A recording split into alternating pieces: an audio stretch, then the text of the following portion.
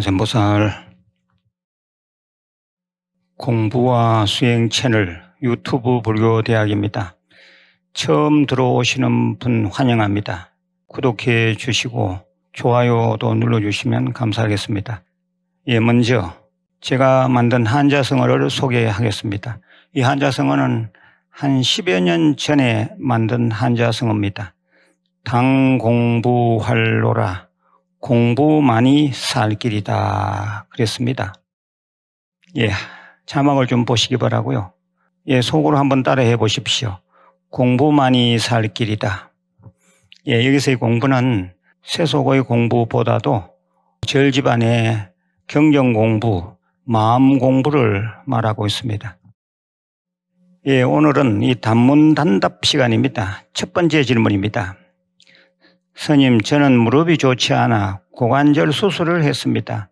앉아 있는데 힘들어 누워서 유튜브 불교대학 들으면서 천수경, 금강경, 관음정근을 합니다. 이렇게 해도 되나요? 누워서 하려니 부처님께 죄송합니다. 아픈 가운데에서도 기도하시려는 그 마음이 참으로 대견스럽습니다. 누워서 하셔도 됩니다. 환자일 경우나 연세가 너무 많아 앉을 기력조차 없는 분들은 누워서 기도하셔도 됩니다. 누워서라도 하는 게 안 하는 것보다 100,000배 더 낫습니다. 또 잠들기 전에 누워서 기도하시거나 듣는 것도 괜찮습니다. 물론 건강한 경우나 활동하는 시간에는 앉아서 독송, 기도하는 것이 마땅합니다.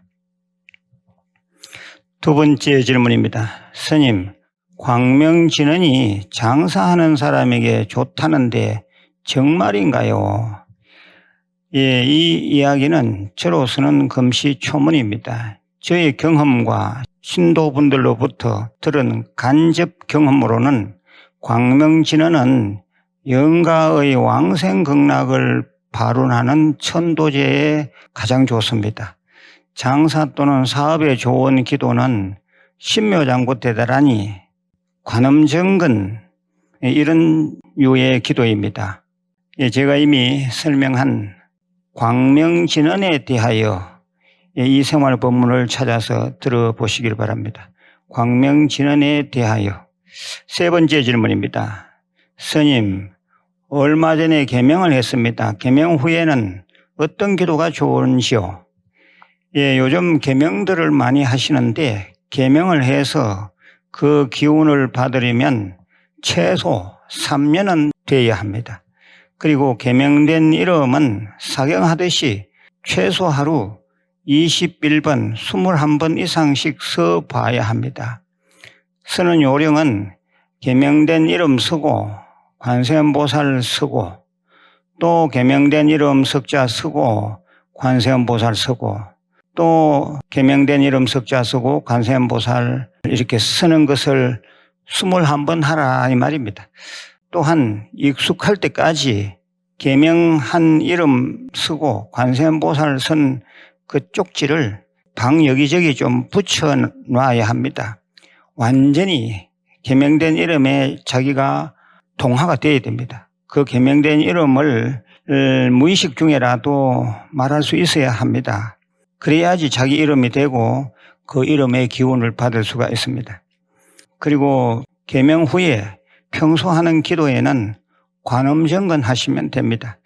제가 이미 법문한 장명, 계명에 대하여 이 부분을 좀 들어보시길 바랍니다. 우리 다른 불자들도 계명, 장명에 대해서 궁금증이 있으면 장명, 계명에 대하여 이 부분을 들어보시면 됩니다. 네 번째 질문입니다.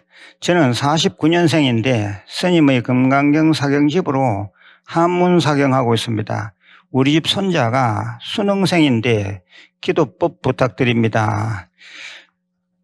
금강경 사경하시는 것 계속 하시면서 금강경 사경집 앞이나 뒤쪽에 손자 이름 쓰고 손자 고득점 발언합니다 라고 쓰십시오.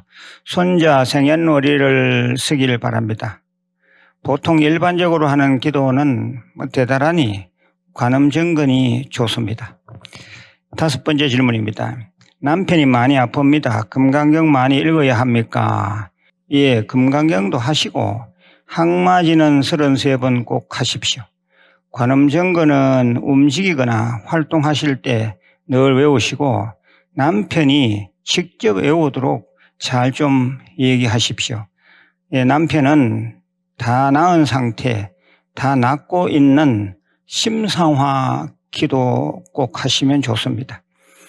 예, 제가 이미 법문한 금강경 독송의 공덕, 또 하나는 병고를 치유해 주시는 관세음보살, 예, 요 두 부분을 꼭 찾아서 들으시길 바랍니다. 유튜브 초기 화면에 그 검색창이 있죠. 검색창에서 찾으시면 됩니다. 6번째 질문입니다. 말띠 아재 불자님이 신묘장구 대다라니를 폄하하는 한 학자 스님의 말에 크게 노하신 댓글이 올라왔습니다. 예, 우리 불자님처럼 늘 생각이 깨어 있어서 잘못된 것을 볼 줄 아는 그런 안목이 필요합니다. 예, 우리 바른 수행자들은 학자들이 편협된 생각에 신경 쓰면 안 됩니다. 대다라니 수행을 잘하면 신묘불가사의한 관세음보살의 영험을 얻을 수 있고 심지어는 깨달음도 얻을 수 있습니다. 그러한 신뢰가 수천 수만 가지도 넘습니다. 제가 이미 소개해드린 것도 많습니다. 예, 찾아보시기 바랍니다. 7번째 질문입니다. 낙골당 수목장의 기한이 지나면 어떻게 되나요? 예, 낙골당 수목장의 기한은 어디든 연장할 수가 있습니다. 만일 연장 의사가 없으면 후손들이 직접 처리하시든지 주최자들에게 맡기시면 됩니다. 기한은 30년이 일반적인데 기한이 없는데도 있으니 잘 알아보시길 바랍니다. 이곳 무일선언과 또 무일선언의 큰절 한국불교대학 대간음사의 납골당은 그 기한이 없습니다. 영원히 모셔드립니다. 그리고 무일선언의 수목장 기한도 없습니다. 예, 그리고 또 최근에 만든 동물수목장도 기한이 없습니다. 영원히 모셔드립니다. 큰 장점입니다. 필요하신 분들은 우리 절에 문의해 보시면 좋겠습니다.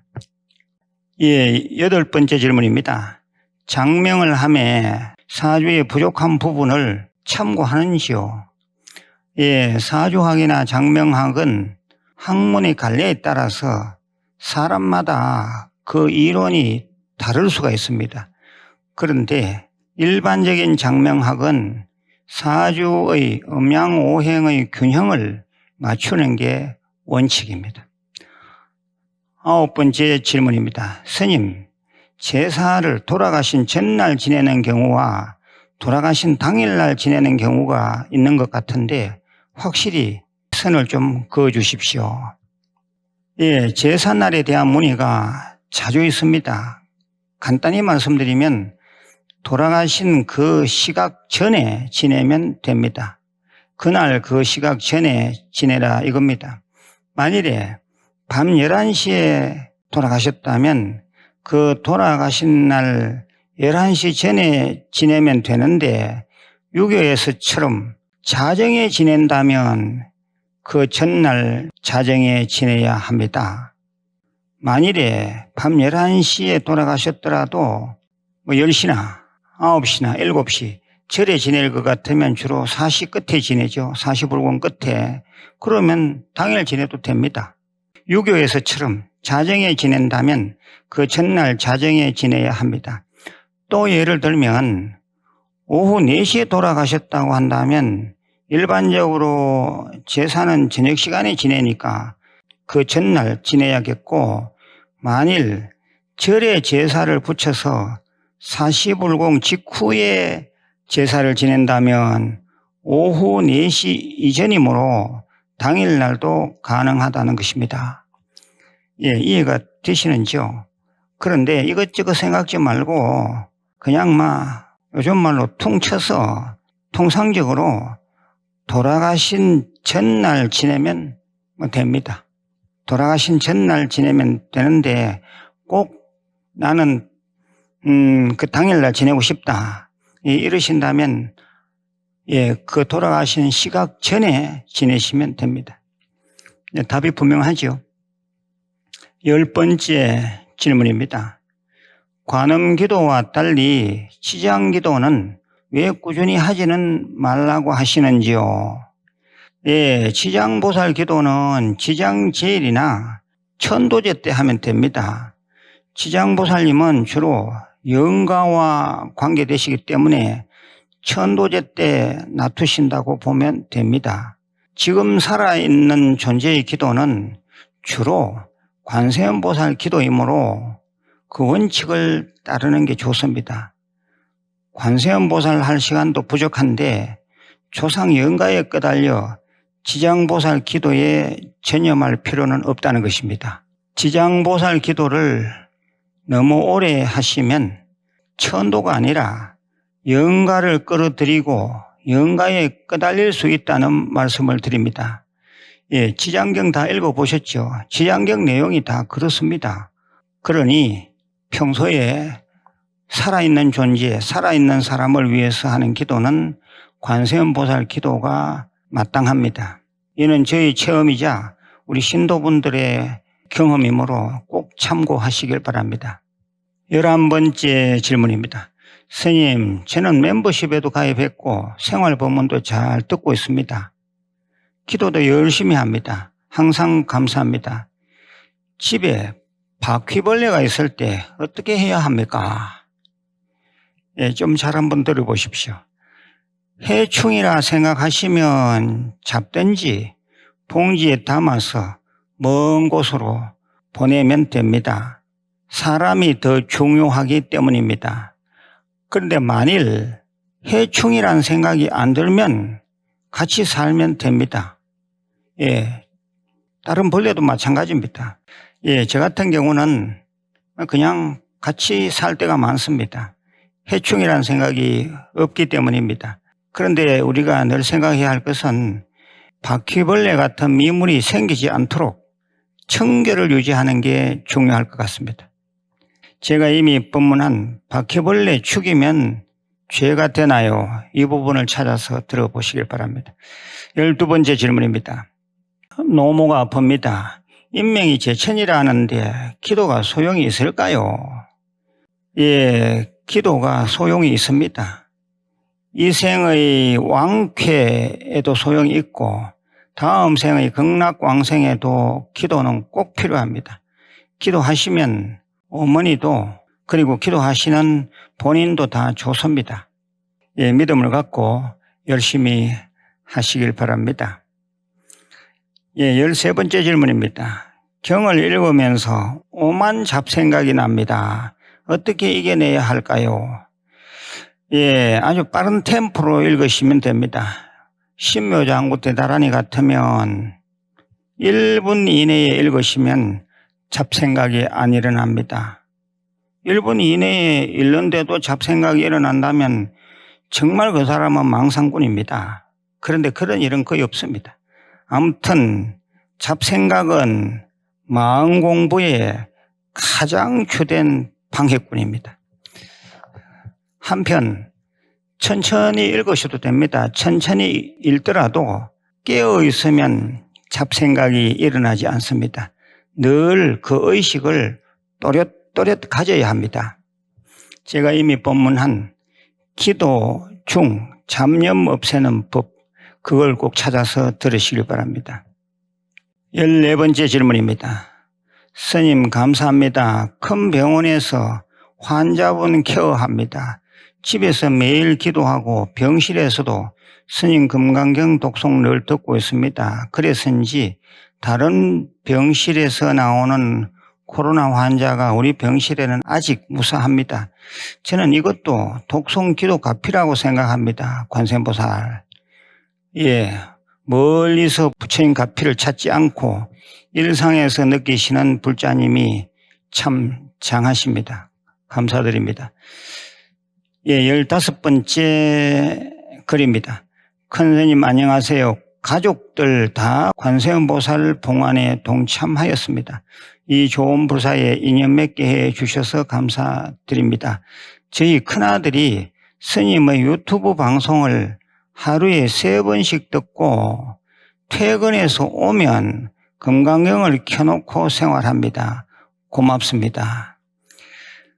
예, 제가 아주 고맙습니다. 유튜브 불교대학으로 하여 가족들이 화목하신 것 같아 기분이 아주 좋습니다. 예, 작은 아드님도 그러신다는 내용이 있었습니다. 예, 참으로 감사드립니다. 예, 16번째 글입니다. 무일선언 창건해 주셔서 감사드립니다. 이틀 전에 무일선언 다녀왔습니다. 원주에서 왕복 8시간 걸리는 거리였지만 피곤함이 없었습니다. 가족 12명 대성자모 관세음보살 봉안불사 동참하였습니다. 동굴 속의 관세음보살님이 인상 깊었고 우문관 선방도 좋았습니다. 선방 쪽 보고 기도도 하였습니다. 언제 기회 되면 또 가겠습니다. 관세음보살. 예, 그 먼 곳에서 다녀가셨다니 정말 장하십니다. 그리고 감사드립니다. 모든 일 다 잘 되시길 기도 축원드립니다. 예, 오늘 또 질문이 많았습니다. 중복 질문은 가능하면 생략하고 있습니다. 이 앞쪽에 약 한 70개 이 단문단답을 다 좀 들어보시길 바랍니다. 다 듣고 있는 분도 있더라고요. 예, 뒷부분 관세음보살 봉안 불사 내용 좀 보시고 동참하시기를 권해드립니다. 예, 건강하시고 내일 다시 뵙겠습니다. 관세음보살